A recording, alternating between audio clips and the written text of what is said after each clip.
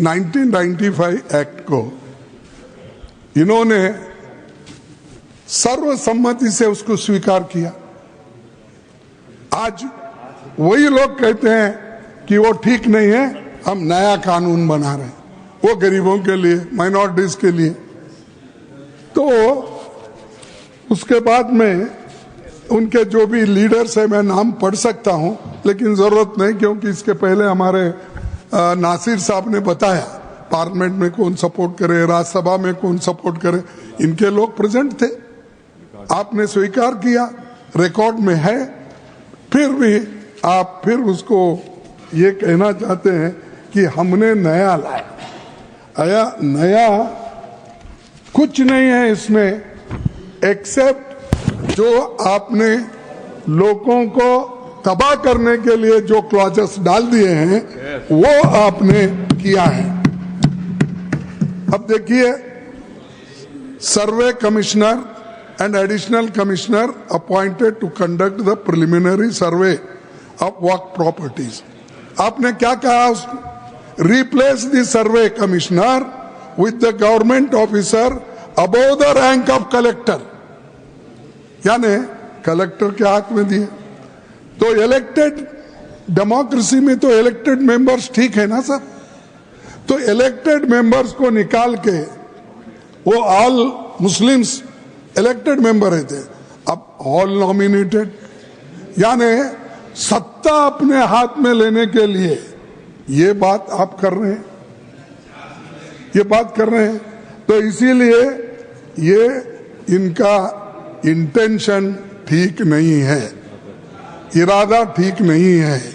ये ऐसा ही अब वक्फ बोर्ड के प्रॉपर्टीज को जमा करके इसका एक लैंड बैंक बना के क्या किस बड़े ने बिजनेसमैन को देते, कॉर्पोरेट को देते, मुझे मालूम नहीं, क्योंकि अभी बाहर नहीं आया। अब गवर्नमेंट का ही बेच रहे हैं, ऑल पब्लिक सेक्टर्स बेच रहे हैं। अब ये तो छोड़िए, मुफ्त में मिला तो सबको खिलाएंगे, बफे सिस्टम के जैसा, जो पहले आएगा वो खा लेगा। तो अदानी, अंबानी ऐसे लोगों को खिलाएंगे। तो सर ऐसा ही अब किरण रिजिजू ने बफे सिस्टम रखा है, तो वहां पर जो पहले जाएगा वही अच्छा खाना खाएगा। लास्ट में अगर हम पहुंचेंगे कुछ भी नहीं रहेगा। ये ऐसा ही है इनका। तो ये इतनी हो गई है रात, मैं कर रहा हूँ वक्त बिल पर बात, मैं दे रहा हूँ मोदी जी को साथ, मैं दे रहा हूं मोदी जी को साथ, इसलिए कांग्रेस को मैं दिखा रहा हूं हाथ। मोदी जी तो मुसलमानों की बात करते हैं, मोदी जी तो मुसलमानों की बात करते हैं, लेकिन कांग्रेस वाले मुसलमानों का आघात करते हैं। मोदी जी तो गरीबों की बात करते हैं, और हमेशा नरेंद्र मोदी जी ने मुसलमानों की, माइनॉरिटी की, दलितों की, गरीबों की बात की है। अध्यक्ष महोदय, ये बिल जो है, बिल बहुत ही सभी मुसलमानों को, मैक्सिमम मुसलमानों को, 90% मुसलमानों को न्याय देने वाला बिल है।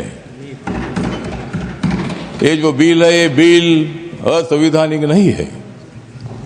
डॉक्टर बाबा साहब अम्बेडकर जी ने संविधान बनाया, उस पार्टी से मैं आता हूं। मेरी पार्टी आरपीआई है, रिपब्लिकन पार्टी ऑफ इंडिया, और मेरी पार्टी मोदी साहब के साथ, एनडीए के साथ है। ये जो बिल है, बिल मुसलमानों पर आज तक अन्याय होता रहा। Congress party divide and rule की पॉलिसी करने का काम करती रही, और मुसलमानों को, दलितों को न्याय नहीं मिलता था। आज मुझे लगता है कि जो ये बिल आया है, हमारे किरण रिजिजू जो ट्राइबल कम्युनिटी के बुद्धिस्ट है, माइनॉरिटी के हैं, और इसीलिए मैं बताना चाहता हूं कि हम किसी को भी नहीं जाएंगे शरण, हम किसी को भी नहीं जाएंगे शरण, क्योंकि माइनॉरिटी के मिनिस्टर है रिजिजू किरण।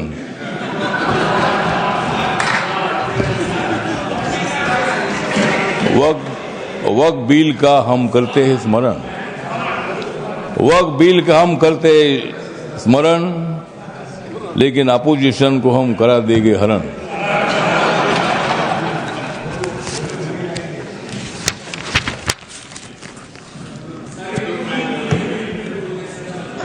नरेंद्र मोदी जी है मुसलमानों के सच्चे वाली, नरेंद्र मोदी जी मुसलमानों के सच्चे वाली। खड़गे साहब बजाओ जोरदार ताली।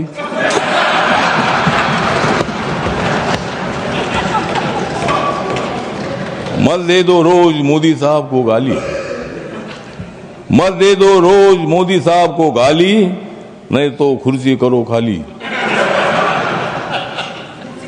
विरोधी दलों की रात हो रही है काली, विरोधी दलों की रात हो रही है काली, नड्डा साहब बजाओ तुम भी ताली।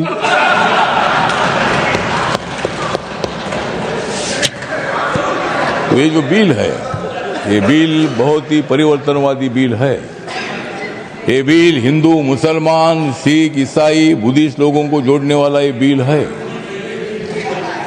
ये जो बिल है, ये बिल असंवैधानिक नहीं है, जिस तरह आप बता रहे खड़गे साहब।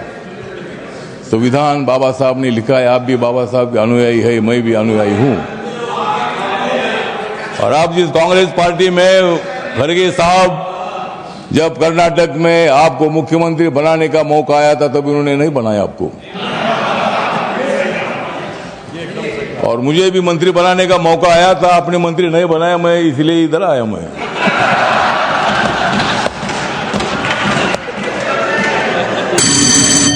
लेकिन मैं आया, लेकिन आपने तो मंत्री पद का विषय नहीं है। मतलब कांग्रेस पार्टी दलितों की बात तो करती है, बात करने से का काम नहीं चलेगा। जिस तरह मोदी साहब निर्णय लेते हैं, मोदी साहब सत्ता में आने के बाद उन्होंने बहुत सारा परिवर्तन करने का काम किया है। आप लोग ये मुसलमान के विरोधी करके आपने लोकसभा में वोट लिया, लेकिन अब मुसलमानों का वोट हमारे पास आ रहा है। ये बिल पास होने के बाद सारे मुसलमान हमारे साथ आएगी, आपके साथ तो कोई नहीं रहेगी। हमारे साथ मुस्लिम समाज आएगा, हमारे साथ दलित समाज आएगा, हमारे साथ सिख समाज आएगा, हमारे साथ क्रिश्चियन समाज आएगा, ओबीसी समाज आएगा, ब्राह्मण समाज आएगा, सब समाज आएगा। हाँ, उनके पास कुछ नहीं रहेगा, मतलब उनके पास कुछ नहीं रहेगा। तो ठीक बात, कुछ ना कुछ उधर भी होना चाहिए। अपोजिशन की हमें आवश्यकता है, कुछ वोट उनको मिलना ही चाहिए, लेकिन मैक्सिमम वोट हमको मिलेगा। और ये बिल पास होने के बाद नरेंद्र मोदी जी चौथी बार देश के प्रधानमंत्री बनेंगे, और नरेंद्र मोदी जी बनेंगे तो मैं भी बनूंगा। तो इसी तरह मतलब कहने मतलब इतना है कि इस बिल का समर्थन करने के लिए मैं खड़ा हूँ। व्यक्त कम है, मेरी पार्टी छोटी पार्टी है, लेकिन मेरी पार्टी आगे बड़ी पार्टी हो जाएगी। लेकिन अभी मैं अकेला मेंबर हूँ, लेकिन मैं जो मेरी पार्टी है, ये पार्टी बिल का समर्थन करती है। और ये बिल लोकसभा में पास हुआ है, ये राज्यसभा में भी पास हो जाएगा, और हम मुसलमानों का कल्याण करने के लिए हम आगे बढ़ते रहेंगे। इतना ही मैं बात करता हूँ। धन्यवाद, नमस्कार, प्रणाम। लेकिन जाते जाते थोड़ा सा किरण जी को मेरा कहना है कि बोध गया में जो हमारा महाबोधि महाविहार है, वो बौद्ध समाज का है। वहाँ गौतम बुद्ध को ज्ञान प्राप्ति हुई थी। वहाँ लगातार 50 दिनों से आंदोलन चल रहा है, और वहाँ का जो ट्रस्ट है 1949 का कानून है, उसमें 4 हिंदू और 4 बुद्धिस्ट है। तो वहाँ के बौद्धों की मांग ऐसी है कि वो सभी मेंबर अपने होने चाहिए, अगर सरकार कर सकते हैं। धन्यवाद।